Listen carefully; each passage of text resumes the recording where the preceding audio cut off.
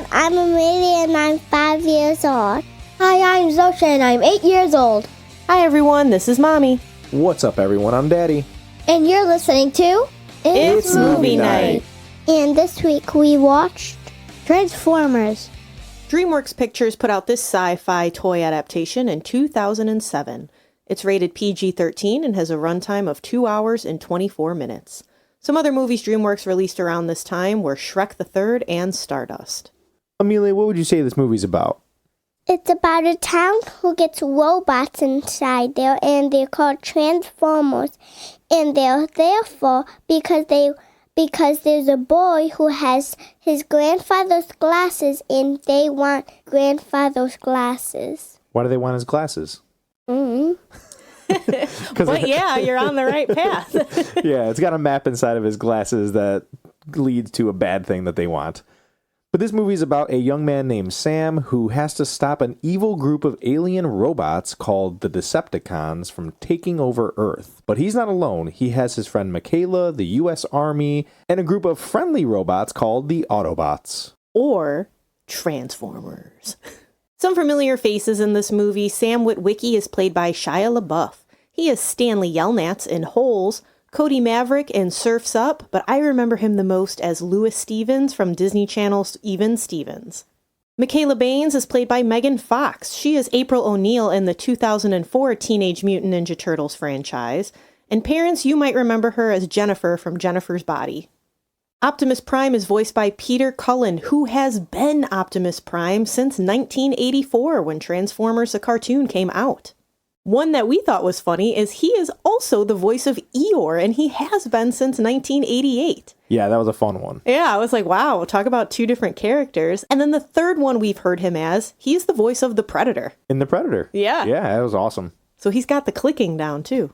He also does the voice of a Mogwai and the Gremlins in the Gremlins movie. So we've heard his voice way more than we thought. Yes, we have. Nice. Megatron is voiced by Hugo Weaving. He is Rex in Babe. He's the Red Skull from Captain America, the First Avenger. I know him the most as Elrond from the Lord of the Rings franchise. He's also Agent Smith in the Matrix franchise. And then the director of this movie is Michael Bay. He started with music videos. Really? Yeah, he did music videos for Vanilla Ice, Styx, Tina Turner, Lionel Richie, and Meatloaf. Wide variety, that's for sure. Very wide variety. And then he did movies like Bad Boys 1 and 2, which I enjoy, The Rock, which I enjoy, Armageddon, Pearl Harbor, and more recently, Ambulance. So he definitely loves explosions. And slow motion, and quick cuts, and... walking away from fire, got all that, all those typical action movie things. Yes, very much so. So like you said, Mommy, this movie came out in 2007. Do you remember what age you were the first time you saw it? Did you see it in theaters? And do you remember liking it?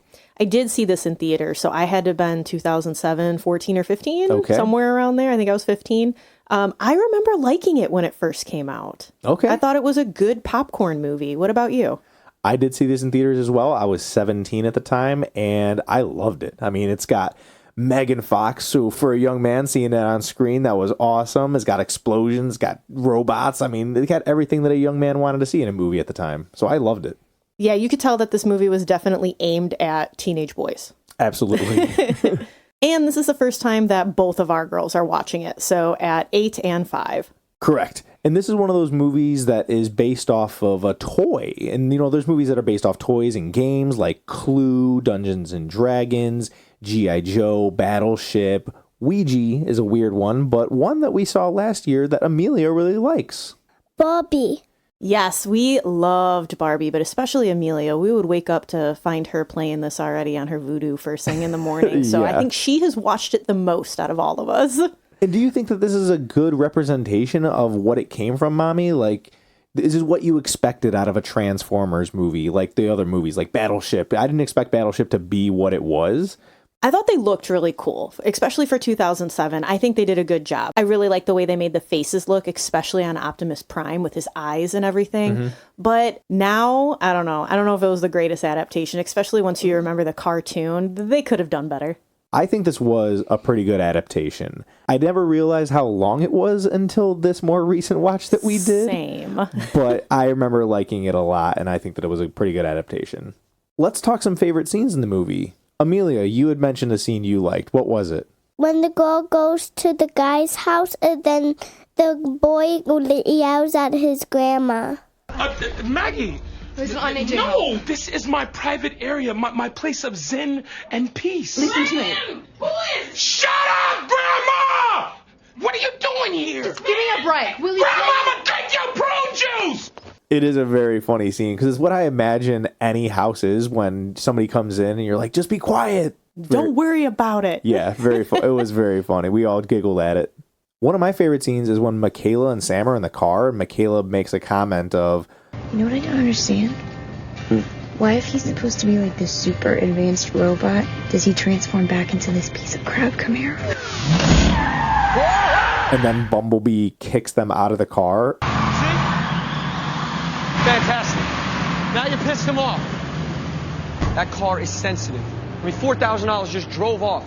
And then he sees a nicer, newer car that's shiny, and he it's like a new yellow Camaro that he almost body scans. Yeah, and then he comes back and it's got some cool music and Sam's really excited because he's got a nice car now. So yeah, it was one of my favorite scenes when I first saw this movie, and I still liked it this time. It's Bumblebee's glow up, y'all. It is. So much like Amelia, I liked another scene, but this one had Bernie Mac in it, and it involves him yelling at, I don't know if it's his aunt, his wife, I think his he says grandma. like his Meemaw or something. Yeah, he says it might be his grandma too, so I don't know why there's so much grandma shaming in this movie, but That's my mammy. Hey, mammy! Oh, don't be like that. If I had a rock, I'll bust your head. that is really funny. It I is can't say the funny- quote that he says, but parents, you'll like that one. It's It funny. was a very funny scene. Yes, but the ultimate for me is when you finally hear Optimus Prime say, Autobots, roll out. And you're like, oh, Autobots, roll out. We roll. yes, let's go. He said the thing. He yes. said the thing. So let's talk some positives. I thought that it was really cool seeing these characters come to life. I didn't watch the show growing up. I was the generation after the show came out, but it's still cool. I like the transforming process. All the different vehicles are cool. Like these Transformers are tanks and fighter jets and semi-trucks. And of course, Bumblebee's the Camaro, like you said, Mommy. It is. It's really cool. I particularly like the planes. Just watching them transform in midair. Like Yeah. that was a really cool scene. Yeah, he's like fighting and jumping between the planes. And like, yeah, he's going against our team. He's going against humans, but that was a cool scene. But it's still cool, and he does the same thing that Bumblebee did and like scans the U.S. fighter jets to Yeah. mimic them so they don't know who to shoot at, who to retaliate against. And it was just that's some good battle planning right there. It is, and I also like the CGI in this movie. It's weird because the CGI is also a negative that I'll mention in a little bit, but I thought that everything looked pretty realistic. Like the way the light hits everything and the way that the shadows work, I thought it all looked pretty realistic. Like this is how it would look in real life. It was deceptively good. I see what you did there. Ah. I really liked the phrase that Sam's family had, I know, Dad, no sacrifice, no victory. But that's a really positive message because it's true. You work hard to get what you want, right? But there's a lot of protection theme in this movie. The dad defends his son. Bumblebee protects Sam. Optimus talks about sacrificing himself to save the world. Like, these are all very positive messages for kids. It is a very good message. The no sacrifice, no victory is relatable for everyone. I mean, who wants to really go to work? Probably not a lot of people actually want to go. So you're sacrificing your time that you could be doing something at home or time that you could be doing anything else. But your victory is that paycheck. You're going to be able to do things with your family later on, like go on vacations. Like that's your sacrifice for your victory, and that's very relatable. It is. You want to buy your first house. You want to get that first car. And I mean, that's how we're introduced to it. Sam straight up says, I know, Dad. No sacrifice, no victory. Because he needed, 2 A's and he couldn't get into trouble. He put that time in. He got to go pick out a car with his dad. It was 2 A's, and he needed to bring $2,000 to his dad. Oh, yes. He had to make $2,000. Yes. Did he get the car he wanted? No. But you got to start somewhere. He did get the car he wanted because all the other cars were broken. Yes, but still, he drove past that Porsche dealer initially. That was a funny joke. That's another funny scene in the movie. It's a good dad scene. Amelia, you said you liked something about the dad, right? It's every time when people step inside his grass, he says, "Get on my path." Oh, Sam, I do not like footprints on my grass. What? There's no That's why I footprints. built my path. So why don't you go from my grass onto my path, okay? It's family grass, Yeah, Dad. well, when you own your own grass, you'll understand. And that brings up the acting in this movie. Kevin Dunn plays Shia LaBeouf's dad, and he's a really good dad actor. He just that role. He plays Principal Zito in the movie Warrior, and we love that character. I just love that he is always supportive of everybody he's with in the movies. He plays a good dad. And then his wife, who's played by Julie White, I don't know her from anything else, but them as a couple, they just played off each other so well. I thought their chemistry was great. They were very believable as a married couple. Yeah, I liked them a lot. And then to circle back to Shia LaBeouf, I thought he did a really good job in this movie. I always felt his pain. I always felt when he was flustered and when he was nervous, when he was talking to Michaela. I just thought he was a very good actor in this movie, especially for a young actor at the time. He was very good at his expression. He was. Another good actor, Jon Voight. I know him most as Coach Kilmer from Varsity Blues. Yes. However, he was like the Secretary of Defense, and I thought he was very believable in this role. For something that you would normally picture the president being the person that is addressing everything in the movie, Secretary of Defense as him, he did an awesome job. Oh, yeah. He's straight to business. And then lastly, John Turturro, who we mostly know as Emilio from Mr. Deeds. With his black foot. Yes, the frostbite. And then he's also the Jesus from The Big Lebowski. Like, the fact that this guy can do those roles and then do something like Carmine Falcone from The Batman just blows my mind. He has amazing range. Like, he goes from super silly, crazy, manic characters and, anger management to this. He's playing a government agent. He's a serious person. And then, like you said, he was a mobster. He's got a great resume. He does. And like I said, this is the positive, is that the acting in this movie does have its laughable moments from certain characters, but there are those other characters that just shine above the rest. It makes it solid overall. Speaking of laughable moments, let's segue here into negatives. Mm-hmm. So, Josh Duhamel, love him. However, his character says something that made me double take completely in this movie. What are you talking about? And it's when they're going to hide this cube, right? And they're taking it out of the secluded place-ish that it was in. Mission City is 22 miles away. We're going to sneak that cube out of here, and we're going to hide it somewhere in the city. Good.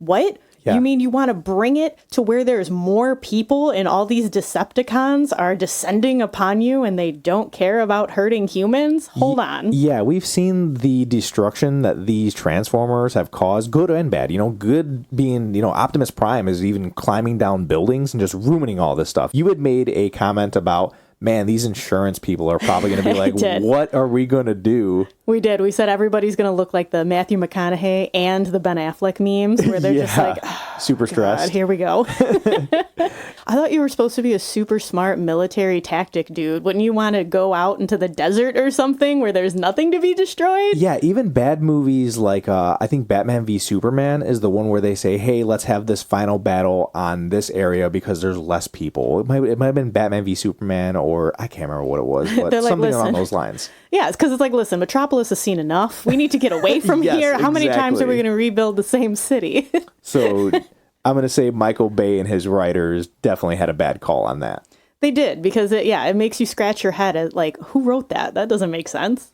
And speaking of the writers, the pacing of this movie is my negative. It is so bad. In the beginning of the movie, I think it's done pretty well. You're setting up these characters. You get 5 minutes at a time with them. It's moving along. And then somewhere in the last half of the first act, up until the third act, you're just like, let's get on with this. Let's keep it going. Let's move. Because the runtime, like you said, 2 hours and 24 minutes, too long for some little kids. Way too long. It was too long for me at one point. I was like, I don't remember this ever being so long. Yeah, and I don't think it's a bad movie in terms of, what we're being presented with. It's just, it could use a re-edit, pretty much is what it comes down to for me. Especially because there is just so much nonstop fighting. It goes on for so long that you're almost like, you can zone out and come back in and be like, I don't even know where I left off because we're just at another fight scene. Yeah, I think there was a point where Amelia and your mom wanted to leave because Amelia was like, I'm kind of done with this movie. And I had to convince her, hey, we're covering this for the podcast. We kind of have to finish it, even if you don't like it. She did. She straight up said, there's way too much fighting in this movie. I'm bored. I'm out. Yeah. And you brought up the fighting just now. That brings me to the point of the CGI that I said is something that's bad, is sometimes when these Transformers are fighting together, you can't tell which one is which. And they do have, some paint jobs, like Optimus Prime is blue and red, and I think Ratchet is like a neon yellow. But for the most part, some of them are tanks. They're black or they're like dark green. You can't really tell who's who. They're all different shades of silver, basically. Pretty much. Even though the CGI itself looks good, when they are fighting, it's a mess and you can't tell what's going on. It all kind of meshes together, and yeah, it makes it hard to be like, where does one Autobot end and a Decepticon begin? So my biggest bugaboo with this movie is the female representation, and there are two sides to this. So first off, we'll just talk about representation, period. There's only 2, maybe 3 if you count his mom, for the most part, main characters in this movie that are women, but we don't see any of them in the military. No. And I thought that was odd because we know women, family members that were in the military, and that is a very common thing. So out of all these soldiers and all these bases and even the military meetings, like, how is no one on any of these panels female? So that was like, and that's not great, guys. It's not a good look. No, it's not. And that's definitely a weakness of Michael Bay. He doesn't really do that for his movies. No. And then with that, the female characters that they did have, again, outside of the mom, were Michaela and Maggie. And Maggie was that one that was on like the technical team. Yeah, the young blonde. Yes, the young blonde. Both of these women are dressed not professional. Like, I know one of them's supposed to be a teenager, but for the one who's working with the government, should not have been wearing what she was wearing. Kinda it just scantily. Very much so. The women are overly emphasized, and Michaela's supposed to be a high school teenager. Like, and she's in these very revealing clothes the entire time, and to a point where it gets creepy. Yeah, she's like wearing crop tops and stuff, which I get that's a look sometimes, but they overemphasize it, like you had mentioned. Yeah, like there's a scene where they go to change and then go back out. So you would think if she was going home, like, all right, we're getting ready for battle, we're going back out, that she'd put on, like normal clothes. Long sleeves. And then she comes out in this like super deep V-neck sweater, and it's like, yeah, clearly she did not choose her clothes at all. Like, it just doesn't make sense, especially something that you would say for this day and age, showing it to our girls now, that did not age well. Definitely not. And what other positives or negatives came with parental guidance, Mommy? So the language in this movie is moderate. There's nothing excessive, but you hear a variety. Violence? Extremely. An entire military base goes up in flames and screams when the Decepticons arrive. And unlike the Autobots, the Decepticons have no remorse towards humans. There's also so much gun and machinery violence throughout the entire movie that I felt like we couldn't go 10 minutes without some sort of conflict. Our girls made multiple comments about there being too much fighting, and like we had said, Amelia was ready to just up and leave movie night altogether. Yeah, and that was at the 1 hour mark. I'd paid attention, so for a 2 hour, 24-minute movie, not good. No, not good when she still had to sit down for another hour or so. Scary-wise, the Decepticons look scary. They're in the forms of scorpions, and they're just spiky looking in general. Megatron's face really upset Amelia, but I said, don't worry, he's just an angry robot. It's all good. And that calmed her down pretty quick. Grown-up stuff I mentioned a bit in the negatives already with the way they represent women and Michaela as a teenager, etc. But there are jokes about Sam being a ladies' man, enjoying self-love, wink wink, and overall teenage urges. Boy gets car to impress girl and all that. All of these things went over our girls' heads, thank goodness, but just be aware that they are there and they are not hidden in any way, shape, or form. Very in your face. Lastly, cry factor. Amelia, you wanted to mention this one. What's something that made you sad? It's when Bumblebee gets tied up from the humans. Yes, this is a scene that could tug at your heartstrings, especially as Sam is screaming and wanting to help him because, yes, the humans attack Bumblebee. They try to freeze him and hurt him, and it's so sad. You're like, no, he's one of the good guys. Stop it. Yeah, it kind of reminds me of the scene from E.T. where, humans just want to experiment on things they don't know, and this is something that can make you sad. Right? And then we all know that Elliot scene got Amelia hard. Oh, yes. Hard. And as for an age recommendation, you know your kids better than we do. We're just here to give our opinions. There's a lot of army jargon, more adult jokes, the tone, the amount of action. So I'm going to say 12 and up is probably a good age. I could be wrong, but I don't think our girls were too into this, even though Amelia picked it. In her defense, there are kids in her class that like Transformers, but it's probably the cartoon and the toy Transformers, which is vastly different from this version. Absolutely. So Rotten Tomato critics have this movie at a 57%, which is a thumbs middle. Audiences have it a lot higher at an 85%, which would be considered a thumbs up. Wow. Yes. Let's see how it holds up in our house. Zosha, do you give Transformers a thumbs up, a thumbs middle, or a thumbs down? Thumbs middle. Okay, why thumbs middle? Because there was too much fighting, but it was kind of long. Okay, kind of long. Amelia? Thumbs middle. A thumbs middle. Okay, why? Because for the first part, I was going to give it a thumbs down, but then it kind of got more better. Okay, so you're glad you stayed to watch the rest of the movie. Yeah. Okay. Mommy? So I immediately thought I was going to go thumbs down, but I'm going to switch gears to a thumbs middle just because there are entertaining aspects to this. The pacing is horrible. There is too much violence, but if you're going to watch this with adolescents or teenagers or as an adult, it's a good popcorn movie.